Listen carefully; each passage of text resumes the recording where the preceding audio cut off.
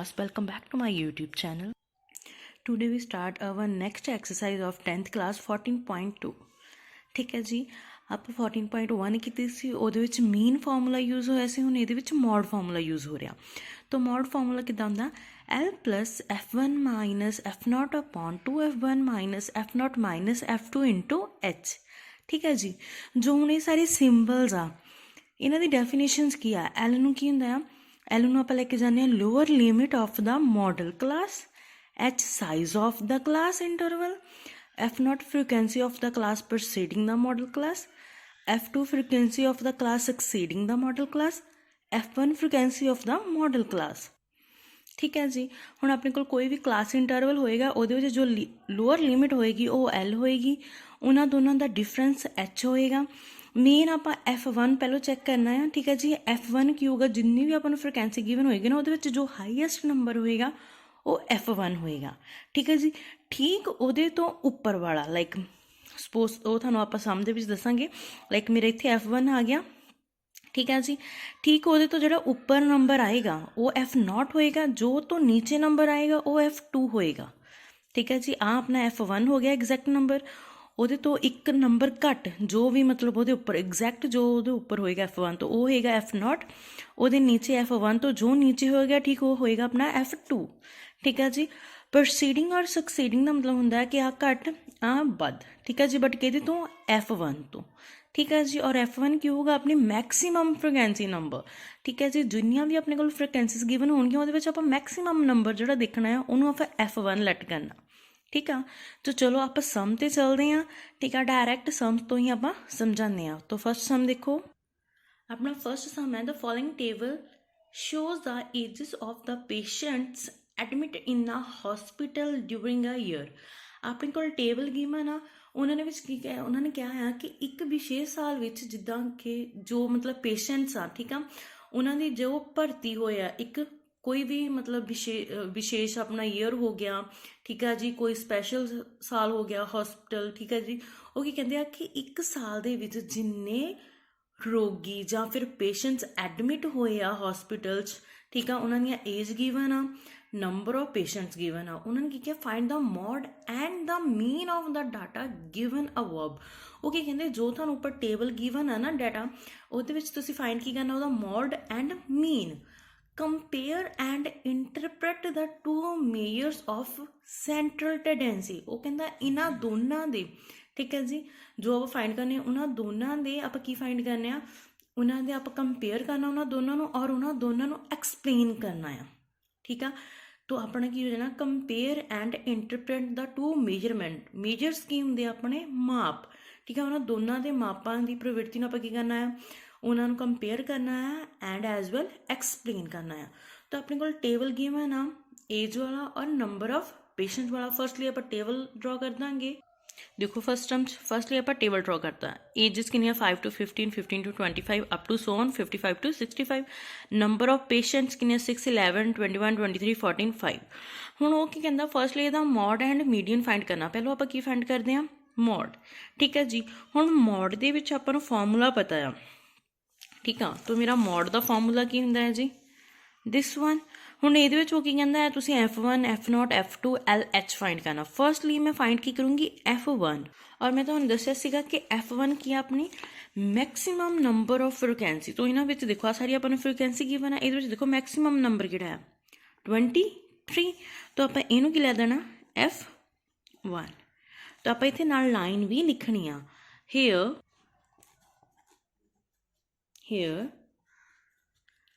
maximum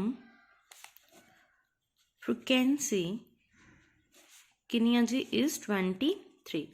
ਅਗਰ ਮੇਰੇ ਕੋਲ ਫ੍ਰੀਕੁਐਂਸੀ 23 ਹੋ ਗਈ, ਠੀਕ ਆ, ਹੁਣ ਇਹਦੇ ਸਾਹਮਣੇ ਆ ਜਾਓ। ਆ ਕੀ ਹੋ ਗਿਆ ਮੇਰੇ ਕੋਲ?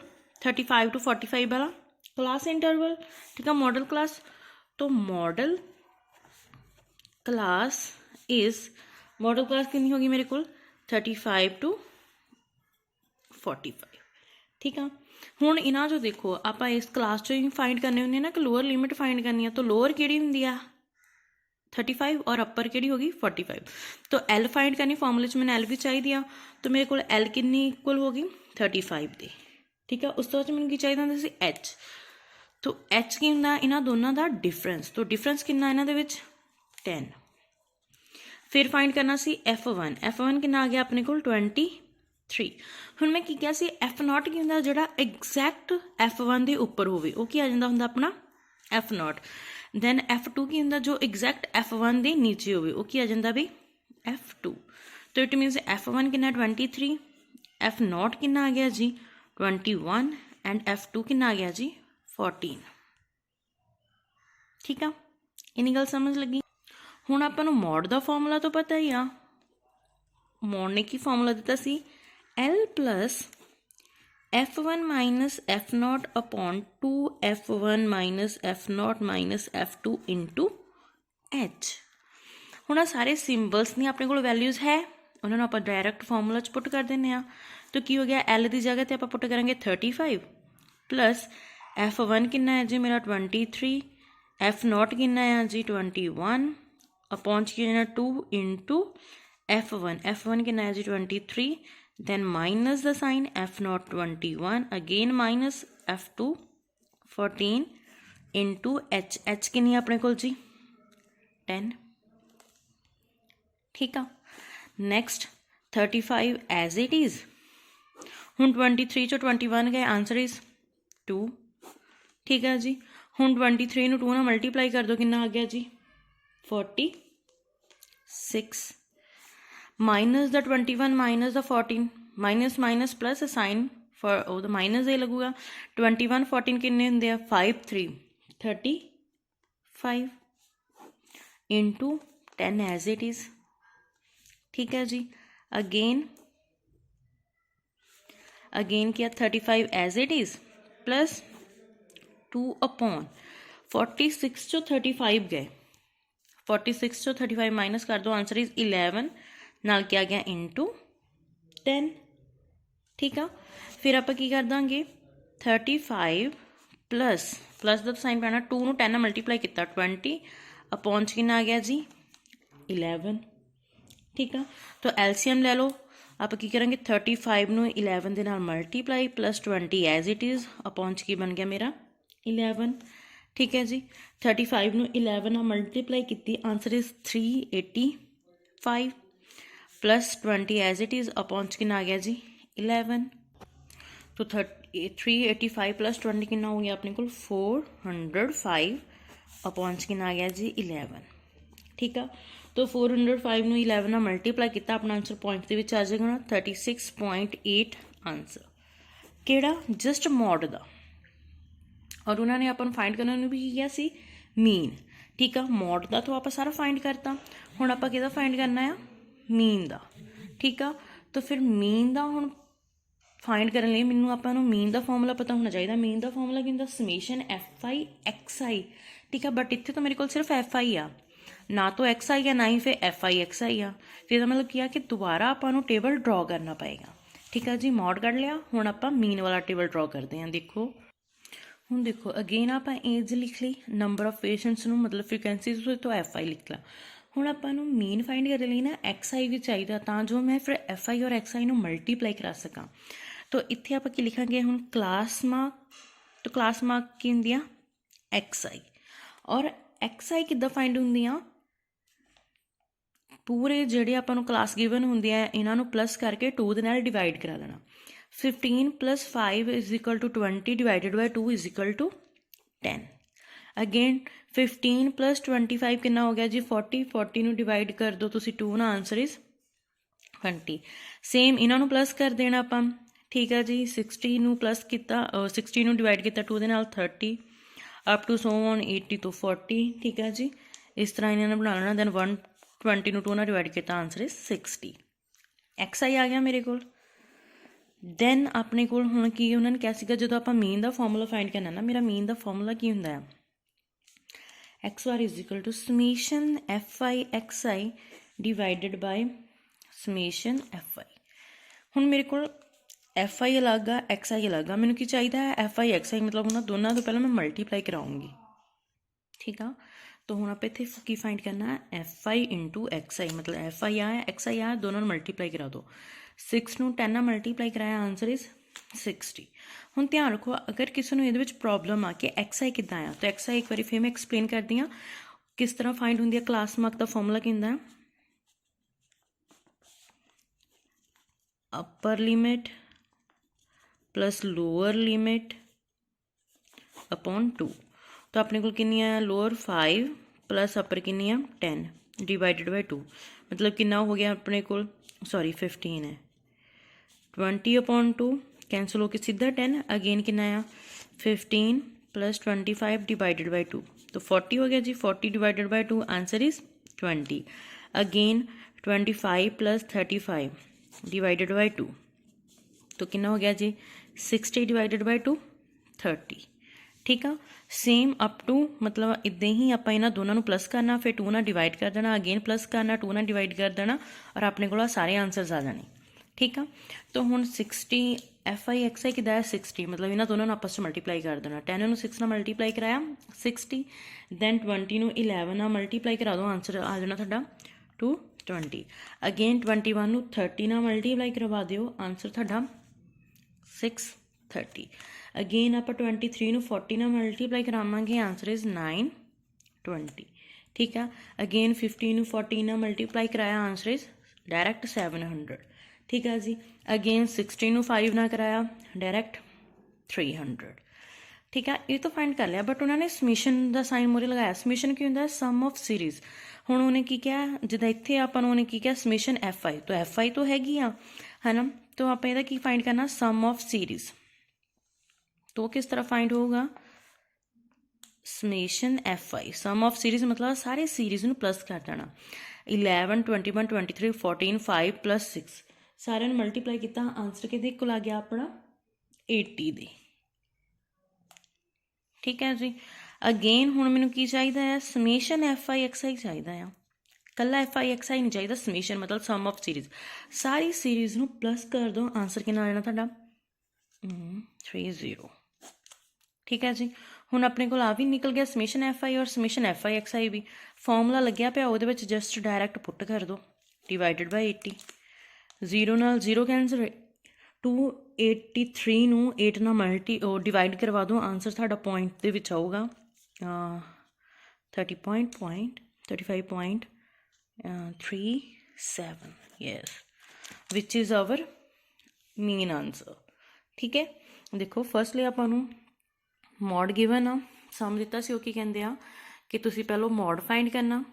तो ध्यान नाल देख लो, मॉड फाइंड करन तो बाद फिर आप मीन फाइंड करना। मीन का फॉर्मूला आप माइंड च रखना कि मीन का फॉर्मूला की लगूगा और आपको की चाहिए उहदे लई। तो XI और FI चाहिए सी, फर्स्टली आप XI फाइंड की, फिर उन्होंने दोनों की मल्टीप्लाई करके समेशन फाइंड करता और अपना आंसर आ गया। ठीक है जी, ये तो है अपना फर्स्ट सम।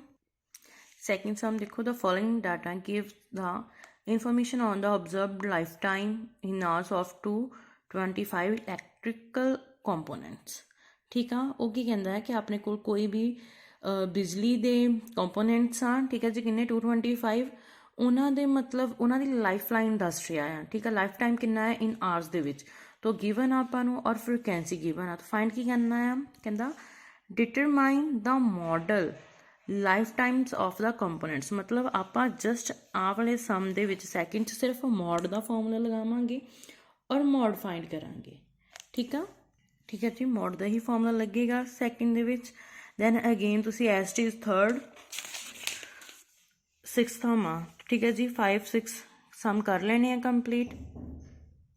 और इन्हां सम्स के अंदर हुण तुहानूं मेन की मॉड दे विच पता होना चाहिए आ कि अपनी F1 या फिर F0 F2 L किस तरह फाइंड होंदी आ। ठीक है जी, देख लो आप थानू किद्दां दस्सिया सी F1 किद्दां हुंदी आ, दैन उहदे सामने तुसीं फिर की फाइंड कर सकते हो लोअर लिमिट, H भी फाइंड कर सकते हो डिफरेंस, F0 एग्जैक्टो तो उत्ते होएगा, F2 एग्जैक्टो तो नीचे होएगा। ठीक है जी, इस तरह ही हुण second third fourth fifth sixth हम ट्राई करने आ। किसी बच्चे नूं कोई भी प्रॉब्लम आती है, you can ask in the comment section box. वो सम आप जो थानू कोल नहीं हो रहा, फिर वही सम आप नैक्सट वीडियो के विच एक्सप्लेन कर देंगे। ठीक है जी, thank you. Class next third sum भी आप नाल ही देख लें। थर्ड सम देखो, the following data gives the distribution of total monthly household expenditure of 200 families of a village find the model monthly expenditure of the families, also find the mean monthly expenditure। ਉਹਨਾਂ ਨੇ ਕਿਹਾ ਕਹਿੰਦੇ ਇੱਕ ਪਿੰਡ ਦੇ ਵਿੱਚ 200 families ਆ, ਠੀਕ ਹੈ ਜੀ।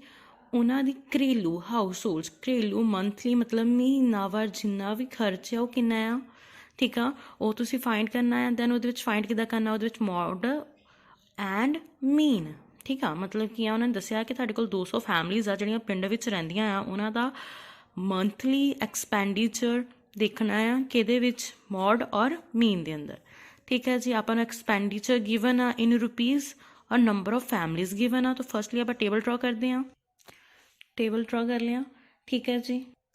ਹੁਣ ਆਪਾਂ ਕੀ ਕਹਿੰਦੇ, ਫ੍ਰੀਕੁਐਂਸੀ F1 ਫਸਟਲੀ ਫਾਈਂਡ ਕਰਦੇ ਹੁੰਦੇ ਹਾਂ। ਤਾਂ ਇਹਦੇ ਵਿੱਚ ਦੇਖੋ ਮੈਕਸੀਮਮ ਨੰਬਰ ਕਿਹੜਾ ਆ ਫ੍ਰੀਕੁਐਂਸੀ ਦੇ ਅੰਦਰ, ਮੈਕਸੀਮਮ ਨੰਬਰ ਮੇਰਾ ਕਿਹੜਾ ਹੈ ਜੀ 41। ਤਾਂ ਇਹ ਕੀ ਹੋ ਗਈ ਆਪਣੀ F1।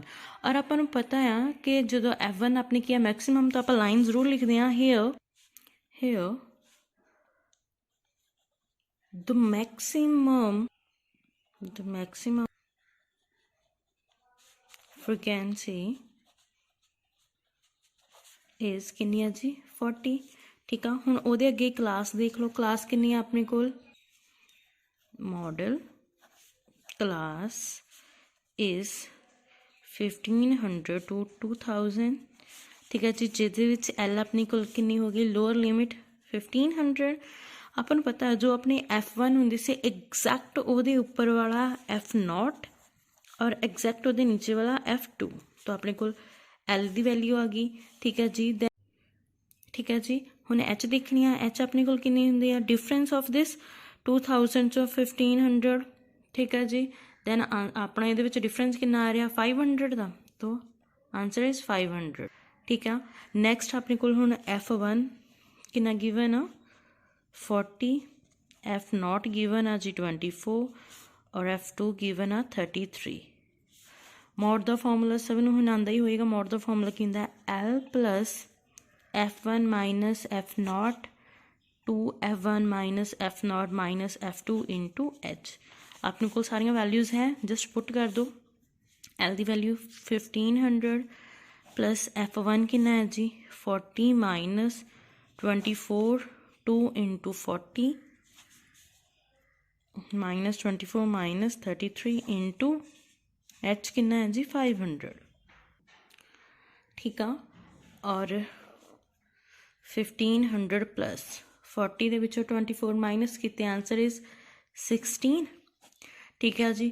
40 ਇੰਟੂ 2 ਕਿੰਨਾ ਹੁੰਦਾ ਹੈ ਜੀ 80 ਮਾਈਨਸ 24 ਮਾਈਨਸ 33 ਕਿੰਨਾ ਹੋ ਗਿਆ ਮਾਈਨਸ ਦਾ 57, ਠੀਕ ਹੈ ਜੀ, ਇੰਟੂ 500, ਠੀਕ ਹੈ ਜੀ। 1500 ਐਜ਼ ਇਟ ਇਜ਼ ਪਲਸ 16 ਨੂੰ 500 ਨਾਲ ਮਲਟੀਪਲਾਈ ਕੀਤਾ, ਦੈਨ 8000 ਡਿਵਾਈਡਡ ਬਾਈ 80 ਮਾਈਨਸ 57 23। ਤਾਂ LCM ਲੈ ਲੈਣਾ 500 ਨੂੰ 23 ਦੇ ਨਾਲ ਮਲਟੀਪਲਾਈ ਕਰਾ ਦੇਣਾ ਆ, plus 8000 as it is divided by 23, ਠੀਕ ਹੈ ਜੀ। 1500 ਨੂੰ ਆਪਾਂ 23 ਨਾਲ ਮਲਟੀਪਲਾਈ ਕਰਾਇਆ, ਤਾਂ ਆਨਸਰ ਆਪਣੇ ਕੋਲ ਕਿੰਨਾ ਆ ਗਿਆ 34,500 plus 8000 as it is divided by 23। Then ਇਹਨਾਂ ਦੋਨੋਂ ਟਰਮਸ ਨੂੰ ਪਲਸ ਕਰਿਆ ਤਾਂ ਆਪਣੇ ਕੋਲ ਬਣ ਗਿਆ 2500 ਡਿਵਾਈਡਡ ਬਾਈ 23। 23 ਨੂੰ ਇਸ ਟਰਮ ਦੇ ਨਾਲ ਡਿਵਾਈਡ ਕਰਵਾ ਦਿਓ, ਆਨਸਰ ਪੁਆਇੰਟ ਦੇ ਵਿੱਚ ਹੀ ਆਊਗਾ, ਤਾਂ ਉਹ ਕੀ ਹੋ ਜਾਊਗਾ 1847.83 which is our monthly model expenditure, ਠੀਕ ਹੈ ਜੀ। ਇੱਥੇ ਵੀ ਲਿਖ ਵੀ ਦਿੰਦੇ ਹਾਂ monthly model expenditure is ਕਿੰਨਾ ਰੁਪੀਜ਼, ਠੀਕ ਹੈ ਜੀ। ਇਸ ਤਰ੍ਹਾਂ ਹੀ ਹੁਣ ਆਪਾਂ ਮੀਨ ਫਾਈਂਡ ਕਰਨਾ ਆ। ਤਾਂ ਮੀਨ ਫਾਈਂਡ ਕਰਨ ਤੋਂ ਇੱਕ ਵਾਰੀ ਪਹਿਲਾਂ ਧਿਆਨ ਨਾਲ ਦੇਖੋ ਕਿ ਜਿਹੜੀਆਂ ਟਰਮਸ ਐਕਸਪੈਂਡੀਚਰ ਵਾਲੀਆਂ ਕਾਫੀ ਮਤਲਬ ਵੱਡੀਆਂ ਵੈਲਿਊਜ਼ ਆ ਇਹ। ਹੁਣ ਦੇਖੋ ਮੀਨ ਦਾ ਟੇਬਲ ਬਣਾਉਣ ਲਈ ਆਪਾਂ ਨੂੰ ਪਤਾ ਚੱਲਦਾ ਪਿਆ ਆ ਕਿ ਜਿਹੜੀਆਂ ਆਪਣੀਆਂ ਕਲਾਸ ਇੰਟਰਵਲਸ ਆ ਇਹਦੀਆਂ ਵੈਲਿਊਜ਼ ਕਾਫੀ ਵੱਡੀਆਂ ਆ। ਤਾਂ ਜਿਹੜੇ ਆਪਾਂ ਨੂੰ ਉਹਨਾਂ ਨੇ ਅਲੱਗ-ਅਲੱਗ ਮੀਨ ਦੇ ਮੈਥਡ ਦਿੱਤੇ ਸੀ ਨਾ 3, ਸਟੈਪ ਡੇਵੀਏਸ਼ਨ ਵਾਲਾ, ਠੀਕ ਹੈ ਜੀ।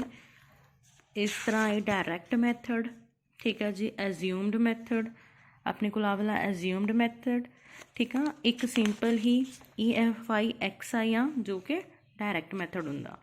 अप्लाई कित्थे हुंदे आ हुण जिहड़ी अपने कोल सब तो मतलब अगर शॉर्ट वैल्यूज़ या फ्रीकैंसी बहुत छोटियां टर्म्स दे विच आ तो आपां फ्रीकैंसी वाला चुक लांगे, ठीक है जी। अगर थोड़ा जिहा उस तो वड्डियां वालियां दैन एज्यूम्ड, दैन अगर 1000 दे विच ही चल जांदियां दैन आपां स्टैप डेविएशन मैथड यूज़ करदे हां, ठीक है जी।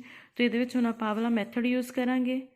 तो ये लिए देखो A चाहिए, H चाहिए, U F फ्रीकैंसी तो गिवन ही आ, दैन UI फाइंड करांगे, ठीक है। तो करांगे किस तरह देखो हुण आपां नूं इहदे विच फर्स्टली एक क्लास मार्क जिन्हों आपां XI बोलते हैं, ठीक है जी। XI किदां हुंदा सी 1000 + 1500 डिवाइडेड बाय 2, मतलब इन्हां दोनों नूं प्लस करके 2 नाल डिवाइड करना, अगेन इन्हां दोनों नूं प्लस करके 2 नाल divide up to so on, तो इन्हां डिवाइड करके आंसर आ जाना है 1250, दैन 35 तो 750, again 2250, then 2750, again 3250, again 3750, again 4250, last one 4750, ठीक है जी। उस तो बाद अपने कोल की क्या सी उन्होंने A फाइंड करनी आ, ठीक आ।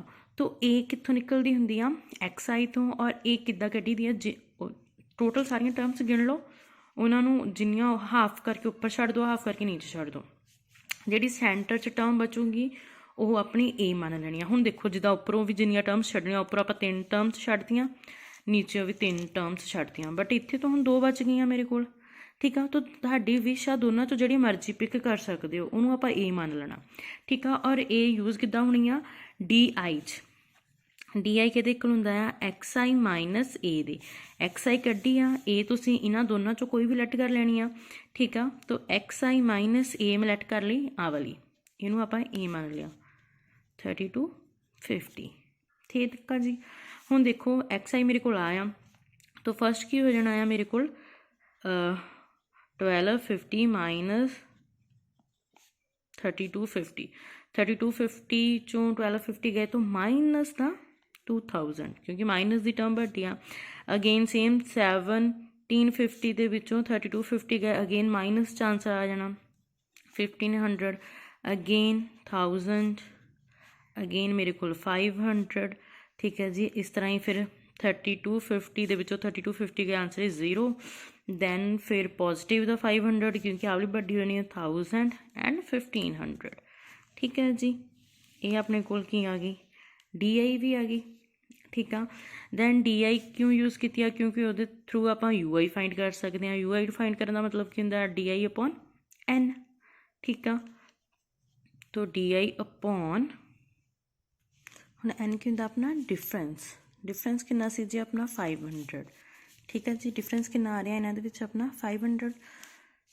तो फर्स्टली DI मेरी फर्स्ट कितनी आई है, DI माइनस 2000 डिवाइडेड बाय 500, तो आंसर कितना आ गया मेरे को -4।